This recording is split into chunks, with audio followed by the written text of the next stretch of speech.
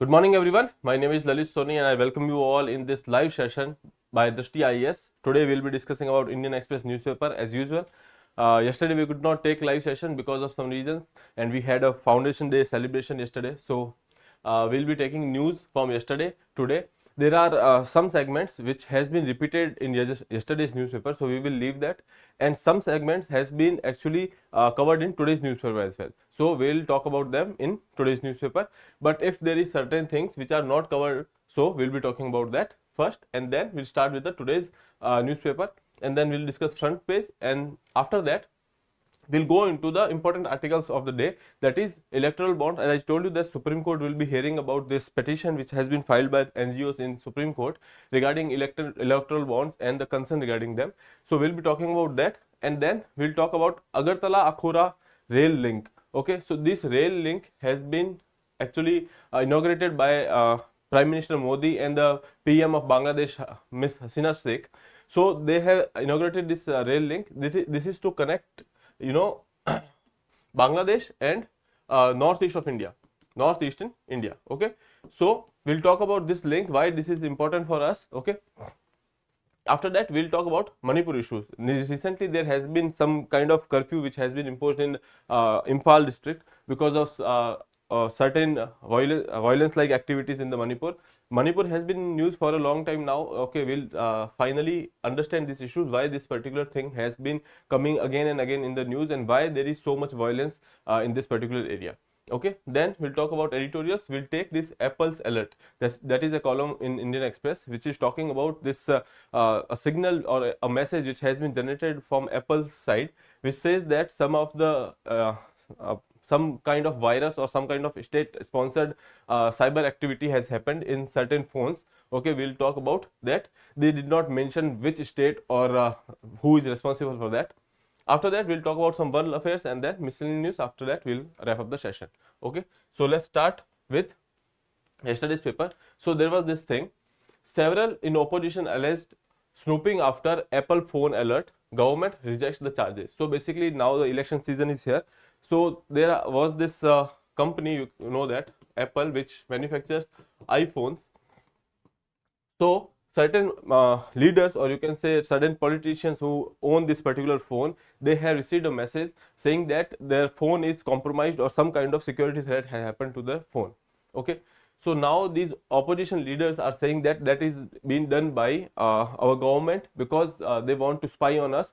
Okay, or you can say this is some kind of a surveillance activity by state.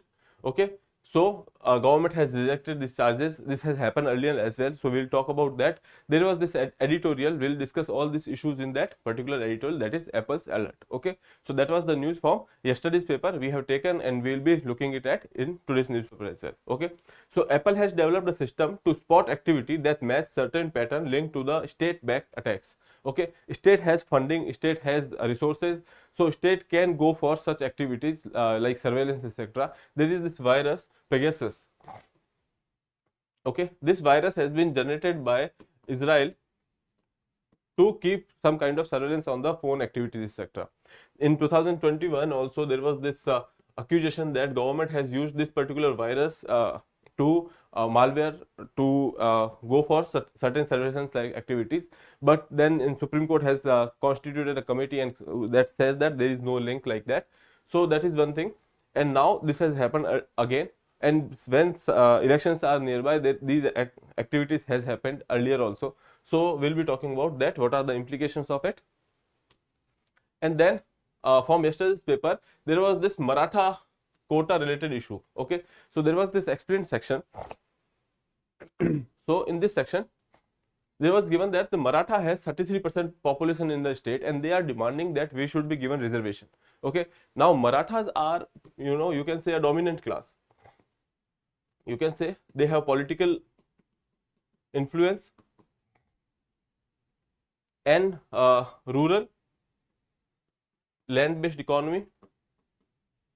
Certain class of this particular community are rich, but you can say nearly 40% of this community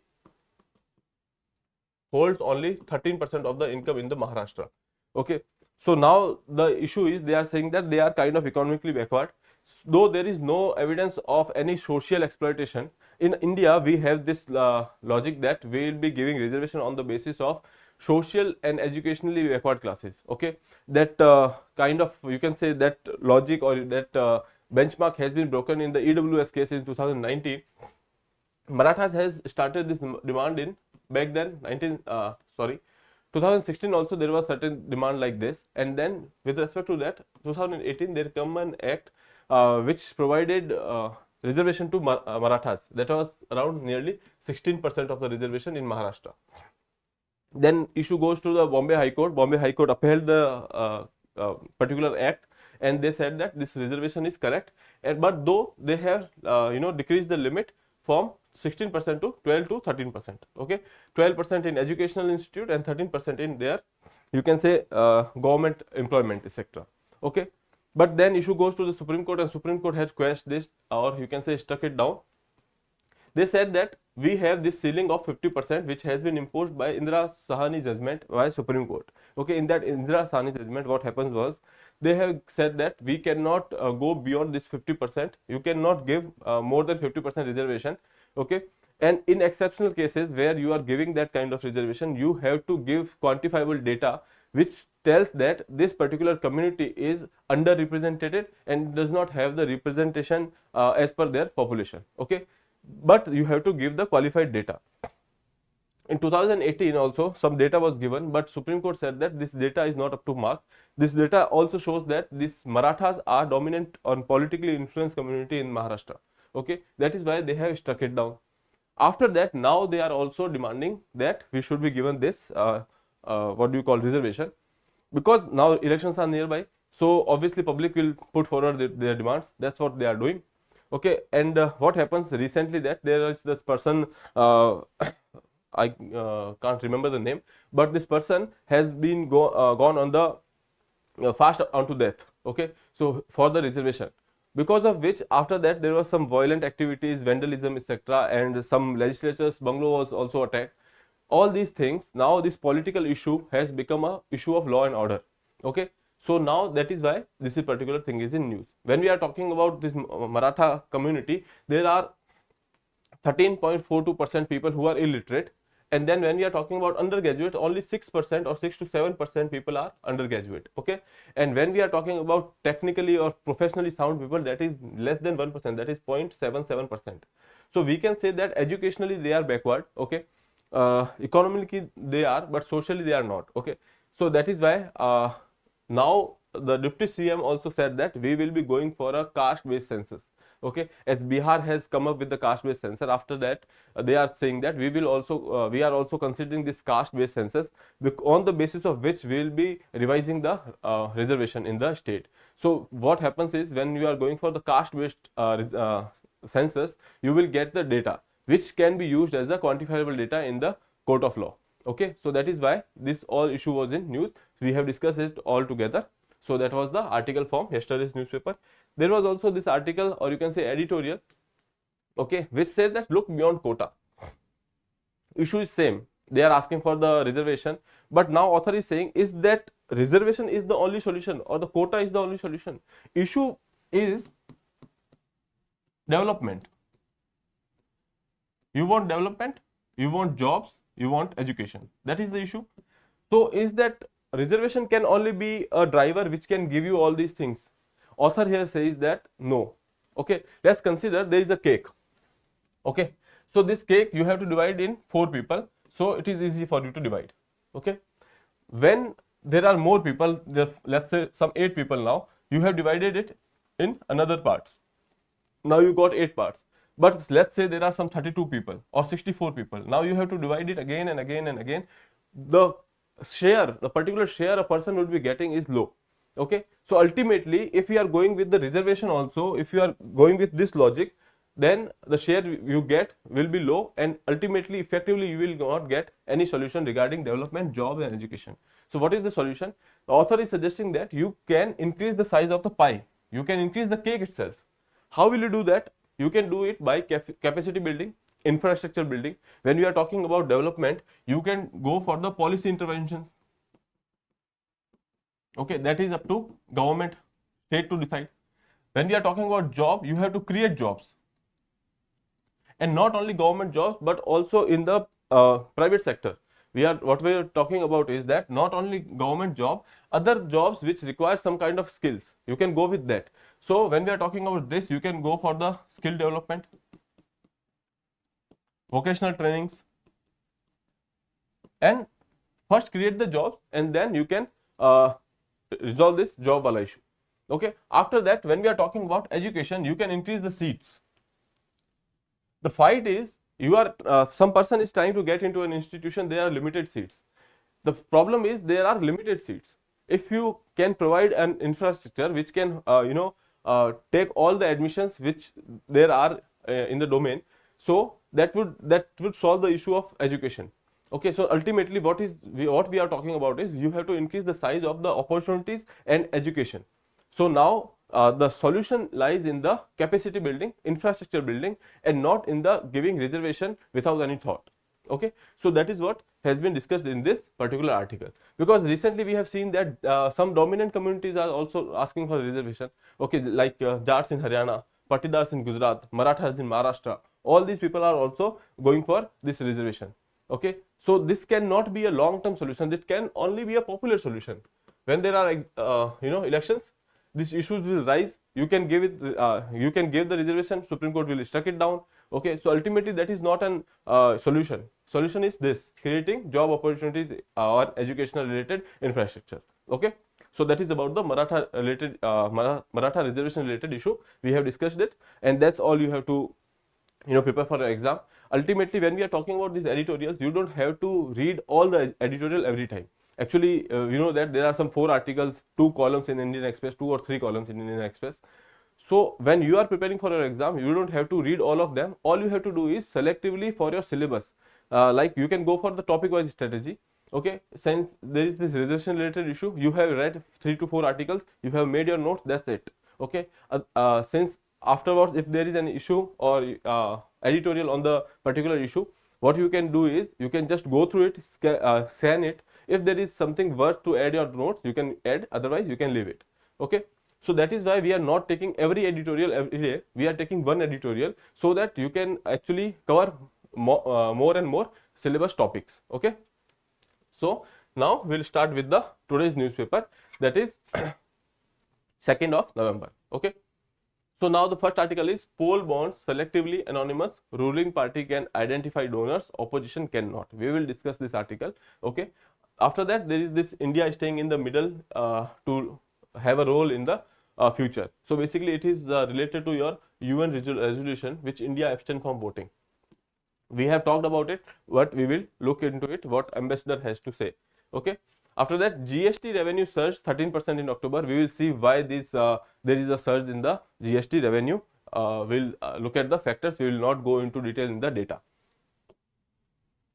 So poll bonds selectively anonymous, ruling party can identify donors and opposition cannot. So here this is saying that Supreme Court has said that these bonds are selectively anonymous, because they are saying that we are trying to keep the donor anonymous. Okay, so here we are giving primacy to, let's say, privacy of donor, but the thing is this particular donor has to buy this electoral bond from the bank, that is SBI. Okay, SBI is a government entity, so government can access this data. Okay, though the lawyer from the government side has said that there is no provision like that, but ultimately if there is some kind of case or there is a law enforcement agency, okay, they can on behalf of government go through this data. Okay, other than that, there is also one thing that they are saying that Supreme Court or any court can lift this veil, this anonymity wala veil. They are saying that the Supreme Court or any high court can lift this veil and look at this data. Now the thing is, this is selectively anonymous because government can access the data and opposition cannot. Okay, so there is chance of misuse. So we'll talk about what Supreme Court has said, that in this particular discussion they have not given the final verdict yet, but we'll see what is they are talking about. Okay, Supreme Court expressed concern about the scheme's selective anonymity and confidentiality. okay, which could lead to an information hole, okay, in an information hole. So basically what they are saying that ultimately since you are in power, you can go through the data, you can identify who has donated what amount of money to which party. On the other hand, opposition cannot, because they are not in power. Law enforcement agencies are not working for them, okay. The scheme allows donor to purchase electoral bonds which can be donated in the to the political parties. This is what the objective of this electoral bond scheme, or you can say how it will work, because earlier we did not have such guidelines, because of which there was a huge inflow of black money in the electoral funding, okay. So in 2018 2016, they have mooted this idea of electoral bonds, and they have said that we are trying to clean the electoral funding process so that this black money can stay out of the system, okay. So that is why this particular thing was actually brought into the system. However, court raised several issues. There are several issues we will be talking about. For about this electoral bonds, we have discussed in the previous sessions also. I have given all the details related to electoral bonds, that SBI is the authorizing body who will distribute these bonds in the month of January, April, August, July and October for 10 days, okay. The party has to encash this bond in 15 days. So that is about your electoral bonds, okay. Now selective autonomy, anonymity and confidentiality. The scheme does not provide complete anonymity or confidentiality. While it may offer some privacy to donors, it's not entirely confidential, okay. This offers some kind of anonymity to donor because they are not disclosing the name, etc., okay. But the thing is, when SBI is giving these bonds to this donor, they are giving it through KYC norms. So basically they are taking the data. So SBI is having the data, who has taken the bond, how and what amount they have paid for it, okay, and to which party they are being encashed, okay. So now this is one thing, SBI has the data. So ultimately SBI is a government body and they can access the data. After that, aggregating small amounts. So basically what we are saying that here since the limit etc. are there, so when we are talking about the cash, we are trying to remove the cash from the or black money from the economy. So they are saying that there are chances that a capitalist, or you can say a big businessman who is buying the bonds, he is not going directly to the bond and getting the bonds. He is sending there some 10,000 employees and going for the 2,000 rupees bond each, okay, 10,000 let's say a bond each, okay. So now ultimately he will be having all those 2,000 bonds, and then ultimately he is being actually taking it from those people through cash.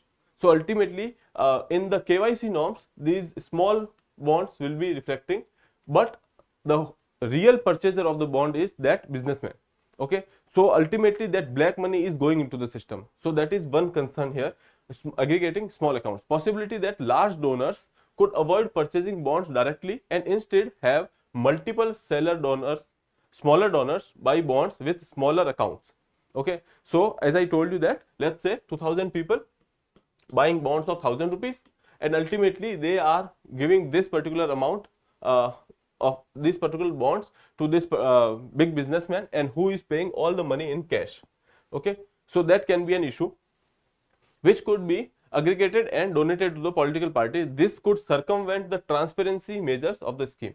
So here there will not be any transparency. Who has purchased the bond for real, we don't know, okay. So these are two issues. It may be possible that 100 people buying bonds of 1 crore, and then somebody may purchase those bonds for 100 crore rupees from them by paying cash. So that is the issue which court has said that can happen, okay. Now, when we are talking about this confidentiality, limited confidentiality, the lawyer has said that this veil can be lifted by the judicial officers directly. The judges can lift this veil, or they can go for an order which can lift this veil, and that can become a whole transparent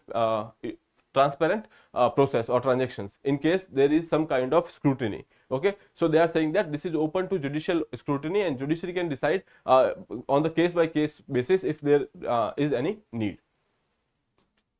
Then the third issue was asymmetrical transparency. Here we have talked about it, that oppositions will not get to know the donors, etc., but ruling party can. The court pointed out that the donors to the ruling party could remain largely anonymous, while the donors to the opposition party might be more easily identified by investigation agencies. We have seen that in the case of elections, when there are elections nearby, you have seen raids by ED, CBI, all these things happen frequently. Okay, so there are chances that in case of electoral bond related issues, there are these things like that can happen, that investigation agencies can involve into it, and they can look into the data for the political opposition parties and know there who are the donor to that particular party.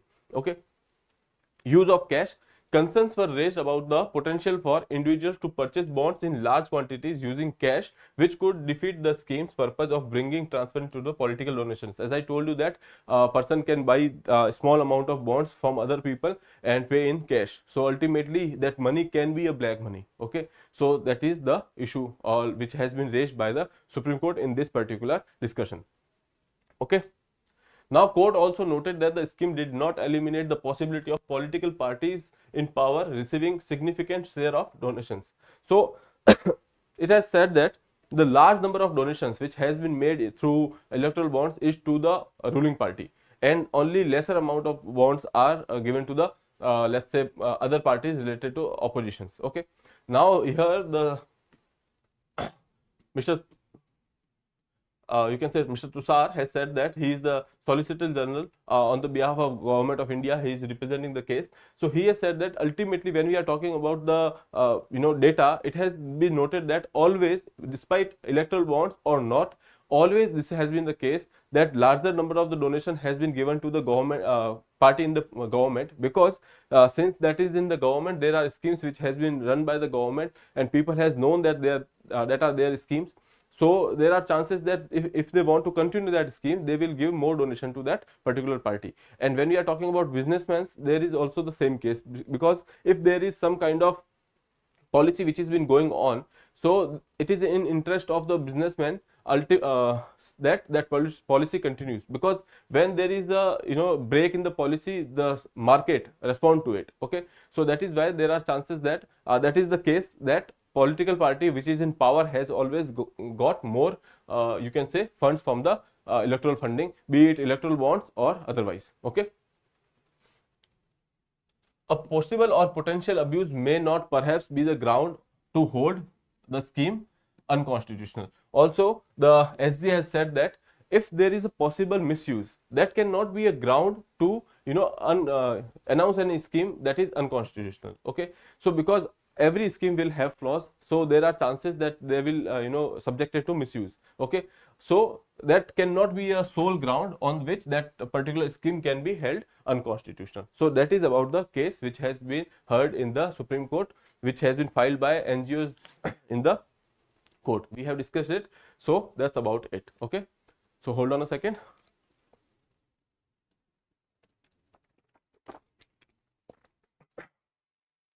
So we'll move forward. Modi Hasina flag off the cross-border rail link virtually.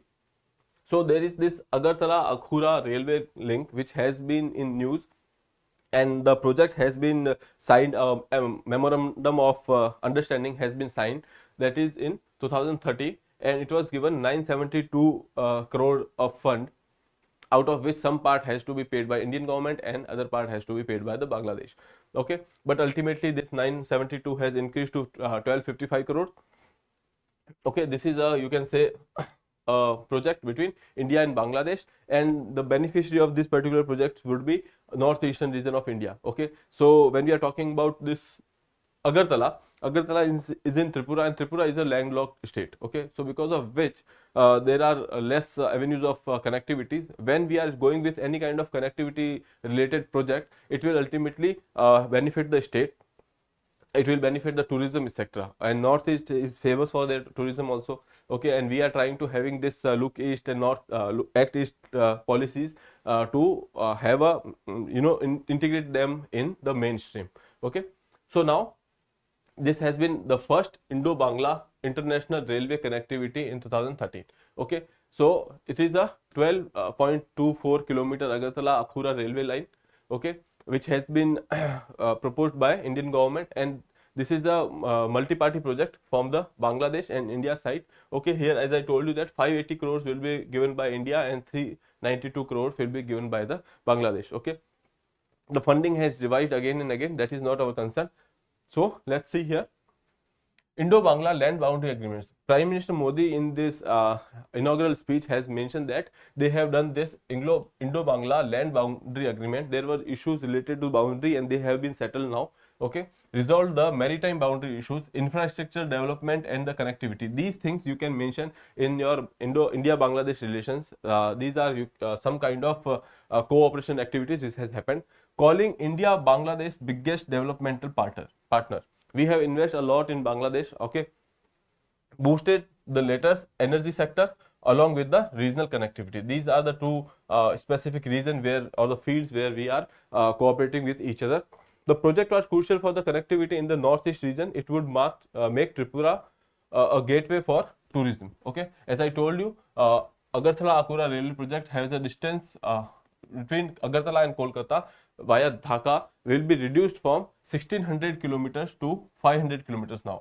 Earlier what used to happen is they have to circumvent all the Bangladesh and then go to the Tripura. Now we can directly go to this particular place. Now this distance which was earlier 1600 kilometers via this route now reduced to 500 kilometers, okay, by this particular thing. So it will reduce the travel time also. This Agartala railway station is being developed under world class station scheme. This is the scheme under which this particular railway station has been developed. Tripura shares a 856 kilometer long international boundary with Bangladesh. Bangladesh has the highest longest boundary with the West Bengal, and after that Tripura is the second state in India which has the longest boundary with the Bangladesh. Okay, so Ministry of Donor Development of Northeast region funded the work on the Indian side, while the MEA funded the work on the Bangladesh side. Okay, so this is about the project. You can remember all the details which has been given in here. These are small details but important. Okay, now we will look at the map. This is Bangladesh, Akhura, and this is your Agartala in Tripura. Okay, now look at the bigger picture. Here you can see that earlier we had to go from Kolkata to this Darjeeling areas, then you have to come from this particular region to Agartala. So this was the earlier railway route which has been used by our side, West Bengal, then Assam, then you can move toward this area and then to Agartala. So now this was 1600 kilometer, and now this connectivity project through Kolkata to Bangladesh, Dhaka, and then to Akhora, Agartala, and then to northeastern region you can connect directly now. So this particular line is of 500 kilometers. When we are talking about this particular line only, this rail link, this is of around 13 kilometers, 12 point something. Okay, so that is about the Agartala Akhora rail link. Okay, so Imphal curfew back after the mob tries to loot arms. Okay, so what is happening in this particular area is you know that there were some clashes in the communities, and now recently there was a police security personnel which has been shot dead in this particular area. That person belong to Methi community, and this area, Imphal area, this area is this More area is in you can say Kuki and Jomi dominated area. So because of that there is a clash in this particular thing, and this particular tribes has tried to loot a particular station. Okay, so that has been the issue, and because of which there is a violence going on in this particular area, and which led to the curfew being imposed in this particular region. Okay, so now we will be discussing about what is the issue of Manipur, why this particular state has been in news for a while now. Okay, so here you can see this is northeastern region of India, and here this is Manipur. So when we are talking about Manipur's geography, you can see these are the states, cities or districts which are having a larger expanse. Okay, and this is the area which is highly dense, high density it has. Why? Because this is a valley region. Okay, and this particular area is a hilly region. When this is a hilly region, because of which the geography is difficult, and that is why the population here is less. or you can say not very dense here. Okay, and this is the valley region where population is highly dense. Okay, now this particular valley region accounts for only 10% of the geographical area but holds nearly 55% of the population. 55% of the population. Okay, and then when we are talking about this hilly area, it is nearly 90% of the geographical area and hold to 45% of the population. So here you can see there is a kind of demographic disparity in this region. Okay, now this area of hilly region is dominated by different tribes like Kuki, Zomi, Mizo, Nagas. Okay, and this particular area is dominated by one community, that is Meiti. Okay, now this community, Meiti community, is dominated, and it is very highly politically influenced. It has a political influence, dominated economically, doing they are prosperous. So this particular area you can see is economically prosperous area, and this is having some kind of developmental disparity. Okay, so main issue in this particular area is of developmental disparity. Okay, and because of which that there are demand of different lands. Okay, so the southern part of this particular area is asking for the Kuki land. Okay, and this particular, the upper part is asking, you can say you have heard of Greater Nagalim. Okay, so they are kind of claiming this upper part of the Manipur. Okay, so that is basically the issue of Manipur. Here you can see in this map, as I told you, this is your valley region and this is the hill region having 90% of the area and only 45% of the population. This is having 10% of the area. Hilly region, valley region having 10% of the area and 55% of the population. Here you can see this, the lower area is been demanded by this Kuki and Zomi community as Kuki land, and the upper area which is demanded by Naga community as Nagalim, Greater Nagalim. Okay, and here you can say this is the community which has been living here, that is Meiti community. Now here you can see there is this area which is economically prosperous, because you can say when we are talking about this particular area, 40 out of 60 representative comes from this valley region only. Okay, so you can see the level of disparity Manipur has, because obviously this is the amount of political representation, that is why it has the developmental prosperity, economic prosperity.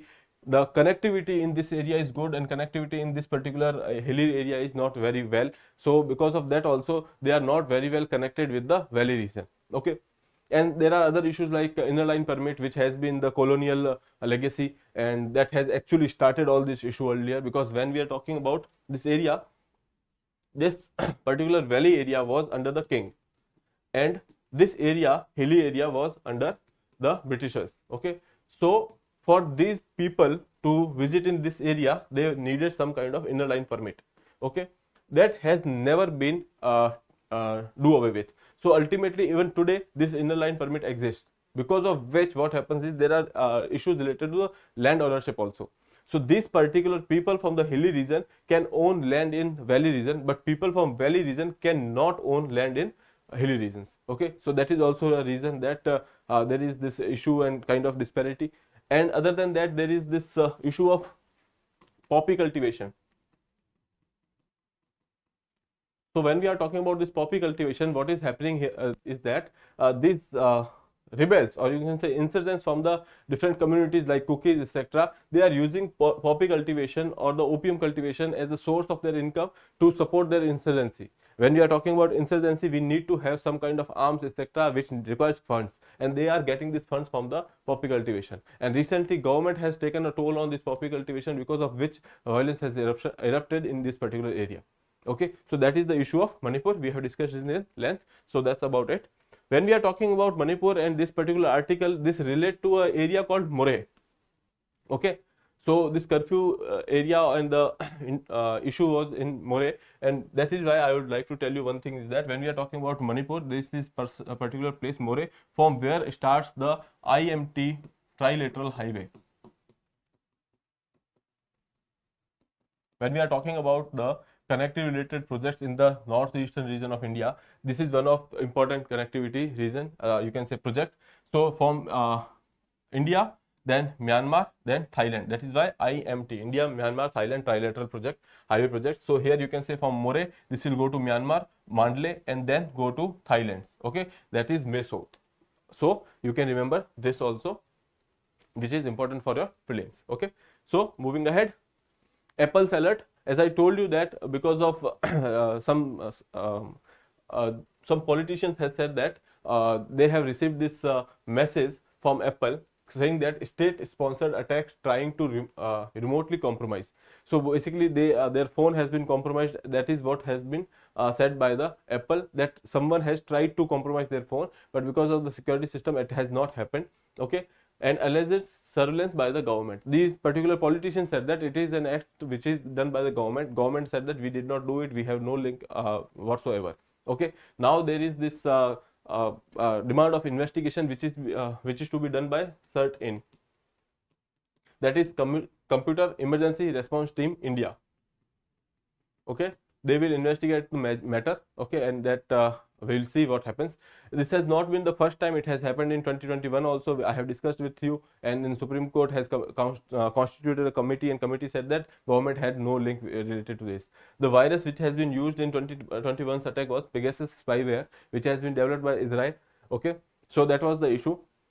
The Apple threat notification which has come does not provide information on what specifically triggered the warning. Okay, they did not identify the source. They did not tell any what do you call details about it, but they have only said that something like this has happened. Okay, the technological sophistication in public and private ecosystem means privacy intrusion today can be greater than before. Since there is a fast-paced development of the technology, there are resources which are being used by the public and the private sector, because of which there are chances that because of the let's say technological development, there would be intrusion related issues more in the future also.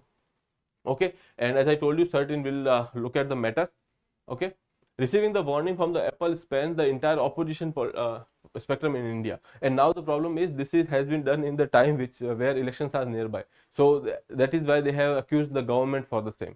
Okay, so that is about the Apple's alert. There is nothing much in this article. Only thing you have to know that is the Pegasus malware, or you can spyware, is a highly sophisticated controversial spyware developed by Israeli company NSO Group. It is designed to infiltrate smartphones, enabling extensive surveillance for the device's the owner, who has basically the objective of this particular spyware is to go for the extensive surveillance. Okay, so that is about Apple's alert. Okay, moving ahead. From the world affairs, we will be talking about. So here, this is the thing about Israel and Palestinian issue. We'll discuss it. Ultimately, there is nothing much. What happens here is the first departure from the Gaza via Rafah. So refugees are basically being transported from the Gaza Strip to the now Egypt area. Okay. So ultimately, when this war was started, these particular countries in the Arab region was skeptical about this thing, that Israel wants to remove the Palestinians from the Gaza Strip. Okay, so that is something somewhat true. Now they are kind of trying to move them towards the Egyptian area. Okay, deadline over. Pakistan starts deporting Afghans who lack papers. So basically, there is this tussle going on between the Taliban and Pakistan now. Okay, so Afghanistan is being governed by the Taliban, and now Pakistan says that the terror attacks which has been happening in Pakistan has some kind of link to these Taliban, and they are now trying to remove all the refugees from the Pakistan region to back to the Afghanistan. There are nearly some you can say 2 million Afghans who are living in the Pakistan without any kind of documentation. So they are suspected that these people are acting against the interest of Pakistan. Okay, so now they are basically trying to deport them from this particular area. Okay, they have given a deadline. Many of the people has already moved towards the Afghanistan border, and other than that, now they are deporting these people. Okay, so there is nothing much about it, but you have to know that there is some kind of tension going on between Taliban and Pakistan. The problem is Pakistan and America created Taliban, and now they rose to a certain level that America has to get out of Afghanistan, and now they are troubling Pakistan as well. Okay, so the monster they have created now biting them as well. China begins nationwide population survey amid first drop in 6 decades. So after, you can say, 1960s or let's say 1961 census, this is the first time the population has kind of reported a decline of 80, you can say 8,50,000 people in the population of 1.41 billion. Okay, so ultimately what they are saying that there is the first time drop in last 6 decades. Okay, so now they are going for the new nationwide survey or the census which is happening in the every 10 years. Okay, nothing new, just to know that now China is kind of reporting a decline in the population. Okay, so we have discussed this refugee camps etc. in Gaza. After that, Israel deploys missiles in the Red Sea area after Yemen's Houthi attacked Israel. So these Houthi are the rebels which are being supported by, you can say, Iranian government. Okay, not government but Iranian support they have. Okay, so you can say they are proxy of Iran. They are acting in Yemen area. Okay, so now they have launched some kind of missiles in the Red Sea, and they are saying that they have launched missile in the on the Israel as well, and they are doing it to support the cause of Palestine. Okay, so now Israel has also deployed some missile boats in the Red Sea. USA has said that the person who was traveling in the Red Sea has to be cautious about it. Okay, Bolivia severs tie with the Israel. So there are these countries which has been severing tie with the Israel because of the this issue which is going on in the Gaza. Bolivia is the first country to do that. Bolivia is among the first countries to actively break diplomatic relations with the Israel over its war in the Gaza. Okay. Other than that, there are two countries you can say. One is Colombia and then Chile. These two countries has recalled their ambassadors back to their countries. Okay. So that is about the world affairs. So after that, we'll see one miscellaneous news, and after that, we'll be wrapping up the session. So in this particular article, Jordan's ambassador has said that India is staying in the middle to have a role in future. They are saying that they have they have actually abstained from the voting in this particular issue because they want to play a role in the future. They don't want to take side. Don't want to take sides now.